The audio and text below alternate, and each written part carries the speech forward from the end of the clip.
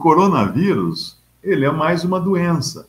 A doença entrou no mundo por causa do pecado, entrou a doença, a morte, todas as tristezas por causa do pecado. Quando Deus permite uma situação no mundo, uma guerra, por exemplo, não é? Quando ele permitiu uma guerra, quando ele permitiu o dilúvio, vamos pensar no dilúvio. Por que ele permitiu o dilúvio? Porque os homens tinham atingido um estado de depravação tão grande que ele quis exterminar da face da terra e começar de novo na família de Adão. Então ele tem sempre a razão para fazer as coisas. Nós nunca devemos questionar a justiça e a bondade de Deus. Principalmente quando somos crentes em Cristo e temos a nossa salvação garantida. Por que isso? Porque o Senhor Jesus falou assim: não temam aquele que pode matar o corpo ou aquilo, usando agora a versão vírus, né? Não temeis aquele que pode matar o corpo. E aí não pode fazer nada, não pode lançar, não pode fazer mais nada. Temei aquele que pode lançar a alma no inferno, né, ele fala. Então um crente não tem mais esse temor da perdição eterna, porque está salvo eternamente. Cristo na cruz pagou por todos os meus pecados. Ah, mas se você pecar, eu tenho um advogado diante do Pai, eu confesso o meu pecado e ele está continuamente intercedendo por mim, mas ele não vai vir ao mundo de novo, morrer outra vez para pagar pelo pecado que eu vou cometer amanhã. Não, aquele sacrifício foi suficiente, o sangue dele para pagar todos os meus pecados, todos. Então eu tenho salvação eterna. Eu acho engraçado, às vezes, um cristão fala assim: não, mas eu posso perder minha salvação. Meu amigo, não chama salvação eterna? A sua o quê? Salvação meia boca? Porque se você pode perder, então não é eterna. Que salvação eterna é essa que tem data de validade? Né? Ah, se passar do prazo, perco. Não tem isso. A salvação é eterna, firmada em Cristo, no seu sacrifício, no seu sangue. Se qualquer coisa tirar minha salvação, essa coisa tem que ser maior que Cristo, mais poderosa que o sangue de Jesus derramado na cruz. Pensa nisso. É uma ofensa, é uma afronta contra Deus, uma pessoa duvidar da salvação que recebeu pela fé, da justificação dos seus pecados que recebeu pela fé. Ah, mas se eu pecar... Todos nós pecamos. Não, mas se pecar não vai para o céu. Então, como é que Cristo veio salvar pecadores? Não veio salvar pessoa boa. E lá em 1 João fala assim: se dissermos que não temos pecado, estamos mentindo, e a verdade não está em nós. Mas se confessarmos os nossos pecados, ele é fiel e justo para nos perdoar os pecados e nos limpar de toda injustiça. Não lembro exatamente as palavras agora. Então, nós sim falhamos, enquanto estivermos nessa carne aqui, que é totalmente avessa às coisas de Deus, nós ainda estamos sujeitos a cair em pecado. Mas a diferença entre um crente em Cristo e um incrédulo é a diferença existente entre uma ovelha e uma porca. Às vezes a pessoa chega e fala assim: ah, mas fulano lá era crente, ia na igreja, dava com a Bíblia embaixo do braço, vestia terno, tudo, e agora debandou aí, foi para o mundo, está na droga, está no crime, está não sei o quê. Ele nunca foi crente em Cristo. Ele nunca se converteu. Ele se converteu a uma religião. Ele foi numa igreja, batizou, começou a dar o dízimo, começou a seguir lá o que o pastor mandava, mas nunca se converteu, porque se ele tivesse nascido de novo, ele teria uma vida miserável agora, andando fora dos caminhos do Senhor. Ele não se sentiria à vontade. Porque como a ovelha, põe uma porca e uma ovelha, as duas estão caminhando juntas, né? Aí tem assim uma grama lisa, que termina num lamaçal lá embaixo. As duas perdem equilíbrio e... porca e ovelha direto na lama. O que acontece em seguida? Bom, aí você vê uma ovelhinha desesperada, correr para fora da lama, assim, galgando a grama. Aí ela chega na grama, o que ela faz? Ela começa a rolar na grama. Se você viu uma ovelha suja, ela começa a rolar no capim, para tirar a sujeira da sua lã, do seu pelo. Ela não aguenta ficar aquele negócio grudando nela. Cadê a porca? Ah, a porca lá, ó. Ela está adorando, está se refestelando, jogando lama para cima, nadando de braçada na lama. Assim a diferença de um salvo para um perdido. Os dois podem cair no pecado. Os dois podem escorregar. mas um não vai aguentar ficar naquela condição. O outro perdido, que delícia, voltou ao lavadouro, né, ao chiqueiro, à pocilga. Então, é importante entender que quando Deus permite uma doença como essa, ele permite para justos e injustos. Porque nesse período da graça que nós estamos, Deus faz nascer o seu sol para justos e para injustos. O fazendeiro incrédulo, que o tempo inteiro está falando impropérios contra Deus, está xingando Deus, ele planta o feijão e o feijão nasce para ele. Vem a chuva para ele, vem o sol para ele e faz crescer o feijão.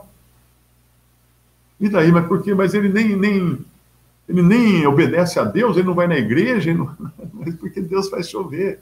Deus é gracioso para com todos os homens, querendo que todos se convertam e sejam salvos. Pense no seguinte, pensa na teologia da prosperidade, que nós falamos um pouco antes, né? Se a teologia da prosperidade fosse verdadeira, não existiria um milionário no mundo que não fosse crente. No entanto, a maioria dos milionários e bilionários do mundo nunca quis saber de Deus. Nunca. O que mais tem é pobre crente, não rico crente. Os milionários estão cada vez mais milionários, cada vez mais próspero. Se tem uma teologia da prosperidade que funciona, é aquela deles lá, porque eles ficam cada vez mais ricos, não é? Sem abrir a Bíblia nenhum dia, sem orar, sem fazer nada. Então, esqueça que nessa vida, Deus vai separar você do coronavírus ou de qualquer coisa. Ele pode até nos proteger. Nós oramos para isso, né? Nós pedimos a Deus por isso. Mas não pense que se você for contaminado e morrer, é porque, então a oração não foi forte. Não. Ou você acha que vai durar quanto tempo aqui na Terra, né? Todos aqui, que se o senhor não vier antes, todos morreremos. De todas as pessoas que você conhece, pensa em todas as pessoas que você conhece. Provavelmente, todas, ou faltando 2 ou 3, estarão mortas daqui a 100 anos. No meu caso, daqui a 40 anos, né? Das pessoas que eu conheço na minha idade.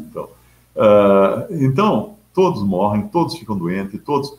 Não tem jeito, por causa do pecado.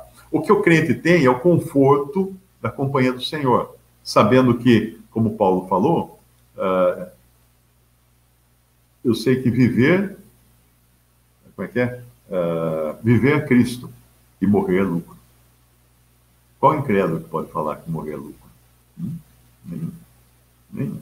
Então, quando Deus permite uma doença como essa, se ele permitir que ela venha sobre um crente, os ignorantes vão zombar, vão falar, o Deus dele não ajudou, tal, porque os ignorantes, eles creem no paganismo. O que é o paganismo? Religiões pagãs são aquelas de causa e efeito. Eu ofereço oferendas aos demônios e eles me deixam sossegados, eles me protegem dos problemas. Eu ponho lá na esquina, na encruzilhada, a farofa com o frango e a cachaça, e aí os demônios me deixam sossegados. Essa é a síntese da religião pagã. É causa e efeito. Você faz uma coisa para não ser aborrecido aqui nesse mundo, não ser atingido por males nesta vida, né? Mas não é isso a fé cristã. A fé cristã não está nem aí com esta vida. Porque se tivesse aí com essa vida, os apóstolos não teriam partido naquelas missões para serem degolados, para serem apedrejados, eles iam ficar escondidinhos, levando no bem bom, e não abrir a boca aqui, falar de Cristo, nada, eu vou falar de Cristo, vou apanhar, por que eu vou falar de Cristo? Iam ficar quietinhos.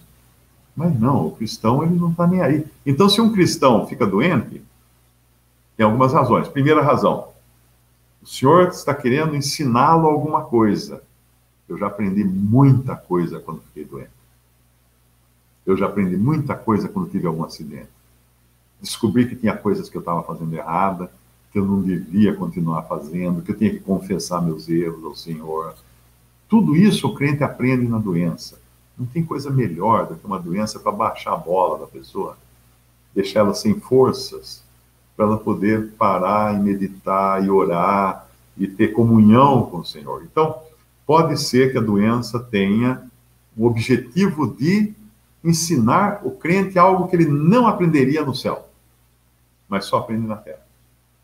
Outra coisa, pode ser que a doença tenha o objetivo de ensinar as pessoas que o cercam, porque essas pessoas poderão ser cristãs ou incrédulas e verão na fé dessa pessoa doente um testemunho para que elas talvez se convertam também. Puxa vida, aquela Mariazinha ali ficou doente, olha, ela está suportando isso com fé, com garra, com paciência e tudo, né? Não está se rebelando contra Deus.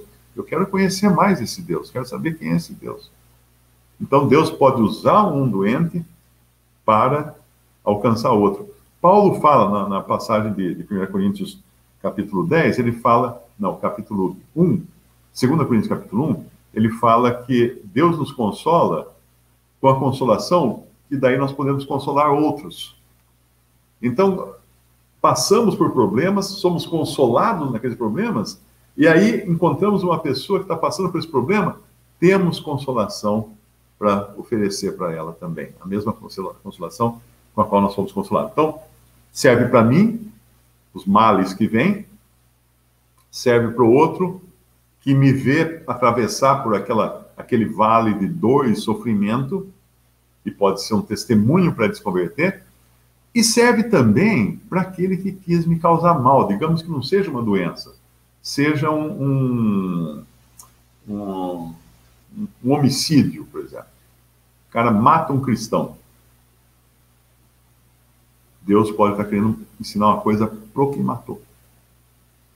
Não foi assim com Paulo? Quantos cristãos que Paulo mandou para a morte? E o Senhor estava atrás dele, para pegá-lo. E ele depois ele tinha que falar assim, Cristo Jesus veio ao mundo para salvar os pecadores, dos quais eu sou principal. Por quê? Porque eu mandei muito cristão para a morte, mandei muito cristão para a fogueira, mandei muito cristão para ser morto pelos animais selvagens nas arenas públicas, lá nos circos romanos. Ele tinha feito isso, ele tinha tudo isso na consciência dele. Então Deus permite essas coisas sempre com objetivo. A questão é aceitar que Deus tem razão sempre. Seja Deus verdadeiro e todo homem mentiroso, né? Deus sempre tem razão, mesmo que eu não entenda.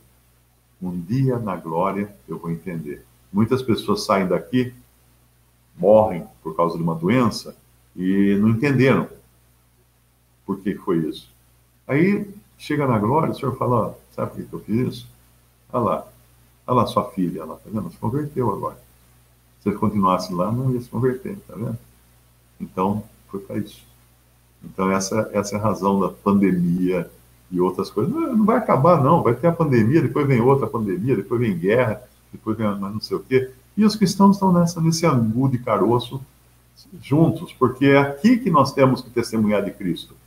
Depois que passaram os problemas... Imagina, minha mãe falava assim, né? Minha mãe falava assim, as amigas dela vinham reclamar das coisas que aconteciam. Ela falava assim, minha filha, se a vida aqui fosse boa, você acha que ia ter alguém querendo ir morar no céu?